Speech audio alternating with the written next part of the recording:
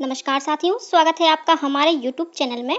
आप छत्तीसगढ़ की किस जगह से हमारे समाचार सुन रहे हैं, कृपया कमेंट बॉक्स में लिखकर हमें जरूर बताएं। साथ ही हमारे चैनल को सब्सक्राइब करना ना भूलें। रायपुर से प्रस्तुत हैं छत्तीसगढ़ के प्रादेशिक समाचार। समाचारों के साथ में रजनी शुक्ला। पहले मुख्य समाचार। राष्ट्रपति द्रौपदी मुर्मू 78वें स्वतंत्रता दिवस की पूर्व संध्या पर आज राष्ट्र को संबोधित करेंगी। मुख्यमंत्री ने एक पेड़ मां के नाम अभियान की तर्ज पर प्रदेश में एक पेड़ महतारी के नाम अभियान की शुरुआत की। हर घर तिरंगा अभियान के तहत प्रदेश भर में आयोजित किए जा रहे विभिन्न कार्यक्रम। बिलासपुर अपर सत्र न्यायालय ने अपने परिवार के 4 लोगों की हत्या के दोषी को फांसी की सजा सुनाई। और मौसम विभाग के अनुसार आगामी 24 घंटों के दौरान छत्तीसगढ़ के उत्तरी इलाकों में भारी वर्षा होने की संभावना। अब समाचार विस्तार से। राष्ट्रपति द्रौपदी मुर्मू 78वें स्वतंत्रता दिवस की पूर्व संध्या पर आज राष्ट्र को संबोधित करेंगी। यह संबोधन आकाशवाणी के पूरे राष्ट्रीय नेटवर्क पर शाम 7 बजे से प्रसारित किया जाएगा।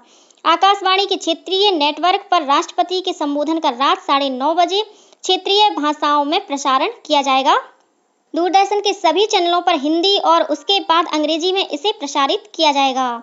इसके बाद दूरदर्शन के क्षेत्रीय चैनलों द्वारा क्षेत्रीय भाषाओं में प्रसारण किया जाएगा। मुख्यमंत्री विष्णुदेव साय ने एक पेड़ मां के नाम अभियान की तर्ज पर प्रदेश में एक पेड़ महतारी के नाम अभियान की शुरुआत की है। इस मौके पर उन्होंने आम नागरिकों से इस अभियान से जुड़ने की अपील की। मुख्यमंत्री ने कल एक पेड़ महतारी के नाम रथ को हरी झंडी दिखाकर रवाना किया। इस बीच केंद्रीय पर्यावरण और जलवायु परिवर्तन मंत्रालय के विशेष सचिव और वन महानिदेशक जितेंद्र कुमार ने छत्तीसगढ़ प्रवास के दौरान कल नवा रायपुर के जंगल सफारी में एक पेड़ मां के नाम अभियान के तहत महुआ का पौधा लगाया। केंद्रीय पर्यावरण, वन और जलवायु परिवर्तन मंत्री भूपेंद्र यादव ने देश में हाथियों के प्रति सहानुभूति की भावना को बढ़ावा देने और मानव तथा हाथियों के बीच जारी संघर्ष को कम करने की आवश्यकता पर बल दिया है। श्री यादव ने रायपुर में विश्व हाथी दिवस के अवसर पर आयोजित कार्यक्रम का उद्घाटन करते हुए कहा कि हाथियों के संरक्षण और मानव कल्याण को सुनिश्चित करने के लिए विभिन्न पक्षों को एक साथ मिलकर काम करने की आवश्यकता है। इस अवसर पर मुख्यमंत्री विष्णुदेव साय ने कहा कि राज्य सरकार की सर्वोच्च प्राथमिकता हाथी मानव द्वंद्व को रोकना है। इसके लिए जागरूकता कार्यक्रम संचालित किए जा रहे हैं। उन्होंने कहा कि हाथियों के विचरण की जानकारी ग्रामीणों को देने के लिए सरगुजा से हमर हाथी हमर गोठ रेडियो कार्यक्रम का प्रसारण किया जाता है। वहीं ग्रामीणों को अपनी और हाथियों की सुरक्षा के प्रति संवेदनशील बनाने के लिए राज्य सरकार गज यात्रा अभियान चला रही है। गज संकेत और सजग ऐप के माध्यम से हाथियों के विचरण की जानकारी ग्रामीणों को मिल रही है। केंद्र सरकार ने 78वें स्वतंत्रता दिवस समारोह के लिए देश भर की पंचायतों की महिलाओं सहित 400 निर्वाचित प्रतिनिधियों को विशेष अतिथि के रूप में आमंत्रित किया है।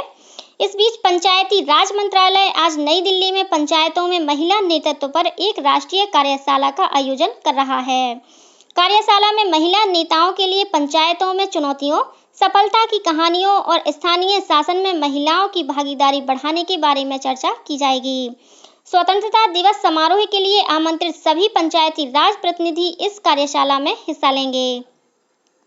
सूचना और प्रसारण मंत्रालय ने सभी निजी सैटेलाइट टेलीविजन चैनलों को परामर्श जारी करके कहा है कि वे आपदाओं और दुर्घटनाओं के वीडियो तारीख के साथ दिखाएं।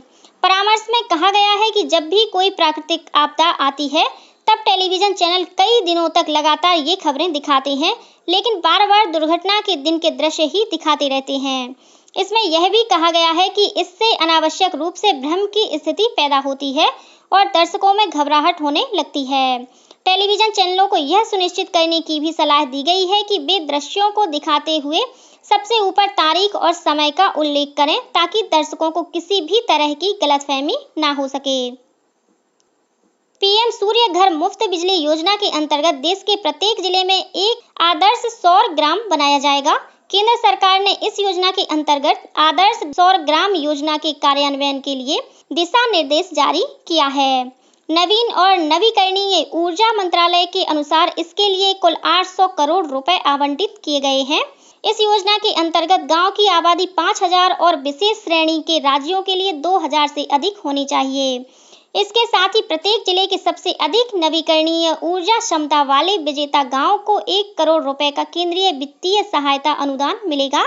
इस वर्ष फरवरी में सरकार ने सौर छत क्षमता के हिस्सेदारी बढ़ाने और आवासीय परिवारों को बिजली पैदा करने के लिए सशक्त बनाने के उद्देश्य से इस योजना को स्वीकृति दी है। स्वतंत्रता दिवस समारोह के उपलक्ष्य पर देश भर में हर घर तिरंगा रैलियां आयोजित की जा रही हैं। देशभक्ति की भावना को बढ़ावा देने के लिए हर घर तिरंगा अभियान 15 अगस्त तक पूरे देश में चलाया जा रहा है। सरकार ने लोगों से अपने घरों पर तिरंगा फहराने और तिरंगे के साथ सेल्फी लेकर हर घर तिरंगा वेबसाइट पर अपलोड करने का आग्रह किया है। उपराष्ट्रपति जगदीप धनखड़ ने कल सुबह नई दिल्ली के भारत मंडपम से हर घर तिरंगा बाइक रैली को हरी झंडी दिखाकर रवाना किया। सभा को संबोधित करते हुए श्री धनखड़ ने कहा कि हर घर तिरंगा अभियान अब एक आंदोलन बन गया है। उपराष्ट्रपति श्री धनखड़ ने कहा कि हर घर तिरंगा देश की स्वतंत्रता, गौरव और विकसित भारत के लिए प्रतिबद्धता को दर्शाता है। इस अवसर पर संस्कृति मंत्री गजेंद्र सिंह शेखावत ने कहा कि तिरंगा देश का गर्व है, जो देश को एक सूत्र में बांधता है। हर घर तिरंगा अभियान के तहत प्रदेश भर में भी विभिन्न कार्यक्रम आयोजित किए जा रहे हैं। इस दौरान लोगों को अपने अपने घरों में तिरंगा फहराने के लिए प्रेरित किया जा रहा है। इसी कड़ी में श्रम मंत्री लखनलाल देवांगन की उपस्थिति में कोरबा के घंटाघर में तिरंगा यात्रा का आयोजन किया गया। श्री देवांगन ने तिरंगा यात्रा को हरी झंडी दिखाकर रवाना किया। यह रैली शहर के प्रमुख चौक चौराहों से होते हुए SECL फुटबॉल ग्राउंड में संपन्न हुई। बेमेतरा में जिला स्तरीय तिरंगा यात्रा में जिले के अधिकारी कर्मचारियों के अलावा स्कूली बच्चे भी शामिल हुए। इस दौरान लोगों को नशा मुक्ति के लिए शपथ दिलाई गई। वहीं नवागढ़ मुख्यालय में निकाली गई तिरंगा यात्रा में कैबिनेट मंत्री दयालदास बघेल के साथ बड़ी संख्या में आम लोग भी शामिल हुए। इसी तरह जांजगीर चांपा में आयोजित तिरंगा रैली में सांसद कमलेश जांगड़े और पूर्व नेता प्रतिपक्ष नारायण चंदेल शामिल हुए। इस दौरान बड़ी संख्या में भाजपा कार्यकर्ता भी मौजूद थे। इस बीच भारतीय जनता पार्टी के प्रदेश प्रवक्ता और विभाजन विभीषिका दिवस आयोजन समिति के प्रदेश संयोजक अनुराग सिंहदेव ने कहा है कि हर घर तिरंगा अभियान के तहत आज प्रदेश के सभी जिला मुख्यालयों में विभाजन विभीषिका दिवस का भी आयोजन किया जाएगा। इसमें विभाजन के दौरान घटी घटनाओं का चित्रण LED के माध्यम से दिखाया जाएगा। साथ ही संगोष्ठियां भी आयोजित की जाएंगी।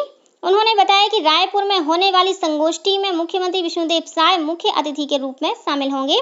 संगोष्ठी के बाद तिरंगा लेकर तेलीबांधा मरीन ड्राइव तक एक मौन जुलूस निकाला जाएगा। श्रम मंत्री लखनलाल देवांगन ने कल कोरबा जिले के जमनीपाली स्थित शासकीय प्राथमिक और माध्यमिक शाला में पोषण आहार नाश्ता कार्यक्रम का शुभारंभ किया। इस अवसर पर श्री देवांगन ने कहा कि DMF मद से कोरबा नगरीय क्षेत्र और पौड़ी उपरोड़ा ब्लॉक में शासकीय प्राथमिक और पूर्व माध्यमिक शाला के विद्यार्थियों को स्कूल शुरू होने के पहले पौष्टिक नाश्ता प्रदान किया जाएगा। इससे बच्चों के पोषण स्तर में सुधार होगा। साथ ही विद्यालय में बच्चों की उपस्थिति में भी सकारात्मक बदलाव आएगा। उन्होंने कहा कि बच्चों की प्रतिक्रिया के आधार पर इस योजना को पूरे जिले में शुरू किया जाएगा। प्रदेश के स्वास्थ्य मंत्री श्याम बिहारी जायसवाल ने कहा है कि कटघोरा में जल्द शुरू होने वाली लिथियम की खदान देश की पहली लिथियम खदान होगी। यह बात उन्होंने नई दिल्ली में आयोजित नेशनल मिनरल एक्सप्लोरेशन ट्रस्ट की 6वीं गवर्निंग बॉडी मीटिंग में कही। श्री जायसवाल ने कहा कि लिथियम खदान के शुरू हो जाने से छत्तीसगढ़ आने वाले समय में देश के अग्रणी राज्यों में से एक होगा। केंद्रीय कोयला और खान मंत्री जी किशन रेड्डी की अध्यक्षता में आयोजित बैठक में छत्तीसगढ़ के कोरबा जिले के कटघोरा में जियोलॉजिकल सर्वे ऑफ इंडिया द्वारा लगभग 250 हेक्टेयर क्षेत्र में घोषित लिथियम के भंडार पर चर्चा हुई। प्रदेश के सभी नगरीय निकायों में 27 जुलाई से 10 अगस्त तक आयोजित जन समस्या निवारण पखवाड़े में लगभग 1,12,000 आवेदन प्राप्त हुए, जिनमें से करीब 45,000 आवेदनों का मौके पर ही निराकरण किया गया। वहीं दूसरे विभागों के आवेदनों को संबंधित विभाग को भेजने के बाद बाकी आवेदनों का परीक्षण कर निराकरण करने की कार्यवाही की जा रही है। बिलासपुर अपर सत्र न्यायालय ने अपने परिवार के 4 लोगों की हत्या के दोषी को फांसी की सजा सुनाई है। बिलासपुर जिले के मस्तूरी थाना क्षेत्र के अंतर्गत हिर्री गांव के रहने वाले उम्मेद केवट पर आरोप है कि उसने बीती 1 जनवरी को अपनी पत्नी, 2 बेटियों और 1 बेटे की रस्सी से गला घोंटकर हत्या कर दी थी। न्यायाधीश अविनाश त्रिपाठी ने कल आरोपी को फांसी की सजा सुनाई। न्यायालय ने अपने फैसले में कहा है कि आरोपी का यह कृत्य बर्बरता की पराकाष्ठा है। अपर सत्र न्यायालय द्वारा दिया गया मृत्युदंड तब तक निष्पादित नहीं होगा जब तक इसकी पुष्टि छत्तीसगढ़ उच्च न्यायालय द्वारा नहीं कर दी जाएगी। दंतेवाड़ा जिले में लॉन बर्राटू अभियान से प्रभावित होकर कल एक माओवादी दंपत्ति ने पुलिस के समक्ष आत्मसमर्पण कर दिया। इनमें से पुरुष माओवादी मलंगेर एरिया कमेटी का सदस्य था, जिस पर 5 लाख रुपए का इनाम घोषित था। वहीं महिला माओवादी कांगेर बेली एरिया कमेटी की सदस्य बताई जा रही है, जिस पर 2 लाख रुपए का इनाम घोषित था। ये माओवादी पुलिस पार्टी पर फायरिंग और आईईडी विस्फोट जैसी घटनाओं में शामिल थे। आत्मसमर्पण करने वाले इन माओवादियों को राज्य सरकार की पुनर्वास नीति के तहत 25-25 हजार रुपए की सहायता राशि प्रदान की गई। बलौदाबाजार भाटापारा जिले में कोसमंदी और गातापारा गांव के बीच सड़क पर 22 गायों के शव बरामद हुए हैं। जिले के पुलिस अधीक्षक विजय अग्रवाल ने बताया कि मामले की जांच शुरू कर दी गई है। मवेशी किसके हैं, इनकी मृत्यु कैसे हुई और मारे गए मवेशी सड़क पर किन परिस्थितियों में किसके द्वारा रखे गए, इसकी जांच की जा रही है। लोक निर्माण विभाग ने प्रदेश की नदियों पर बने पुलों के दोनों ओर अस्थायी बैरियर, रिफ्लेक्टर और साइन बोर्ड लगाने के निर्देश दिए हैं, जिससे बाढ़ या पुल के जलमग्न होने की स्थिति में यातायात को बंद किया जा सके। विभाग ने मैदानी अधिकारियों को क्षतिग्रस्त पुलों की रेलिंग और क्रैश बैरियर का निरीक्षण कर आवश्यक सुधार कार्य कराने को भी कहा है। इस संबंध में लोक निर्माण विभाग के प्रमुख अभियंता ने सुरक्षित यातायात के लिए सभी परिक्षेत्रों के मुख्य अभियंताओं, सभी मंडलों के अधीक्षण अभियंताओं और संभागीय कार्यपालन अभियंताओं को परिपत्र जारी किया है। केंद्रीय श्रम और रोजगार मंत्रालय के अधीन कार्यरत श्रम कल्याण संगठन रायपुर द्वारा शिक्षा के लिए वित्तीय सहायता योजना के तहत प्रदेश की विभिन्न खदानों में काम करने वाले श्रमिकों के बच्चों से आवेदन पत्र आमंत्रित किए जा रहे हैं। इस योजना के तहत कक्षा पहली से लेकर उच्च शिक्षा के लिए 1000 रुपए से लेकर अधिकतम 25,000 रुपए छात्रवृत्ति प्रदान की जाती है। इच्छुक छात्र छात्राएं नेशनल स्कॉलरशिप पोर्टल पर ऑनलाइन आवेदन कर सकते हैं। प्री मैट्रिक छात्रवृत्ति आवेदन की अंतिम तिथि 31 अगस्त और पोस्ट मैट्रिक छात्रवृत्ति आवेदन की अंतिम तिथि 31 अक्टूबर निर्धारित है। और अब पेश है मौसम का हाल। मौसम विभाग के अनुसार प्रदेश में आज अनेक स्थानों पर हल्की से मध्यम वर्षा होने अथवा गरज चमक के साथ छींटे पड़ने की संभावना है। वहीं 1-2 स्थानों पर आकाशीय बिजली गिरने और भारी वर्षा होने की चेतावनी दी गई है। भारी वर्षा का क्षेत्र मुख्य रूप से उत्तर छत्तीसगढ़ रहने की संभावना है। और अब कुछ अन्य खबरें संक्षेप में। राज्य सरकार की विकास योजनाओं का क्रियान्वयन सुनिश्चित करने के लिए बलौदाबाजार जिले में दस्तक अभियान शुरू किया गया है। इसके लिए मोबाइल ऐप भी बनाया गया है, जिसका शुभारंभ राजस्व मंत्री टंकराम वर्मा ने किया। गौरेला पेंड्रा मरवाही जिले में कल स्वतंत्रता दौड़ का आयोजन किया गया। इस दौड़ में कलेक्टर लीना कमलेश मंडावी, पुलिस अधीक्षक भावना गुप्ता सहित गणमान्य नागरिक, खिलाड़ी, छात्र छात्राएं और विभिन्न विभागों के अधिकारी कर्मचारियों ने हिस्सा लिया। रायपुर के इंदिरा गांधी कृषि विश्वविद्यालय के अंतर्गत संचालित 39 शासकीय और निजी महाविद्यालयों में चालू शैक्षणिक सत्र में बीएससी कृषि स्नातक पाठ्यक्रम में नई शिक्षा नीति के तहत प्रवेश के लिए ऑनलाइन काउंसलिंग की प्रक्रिया शुरू हो गई है।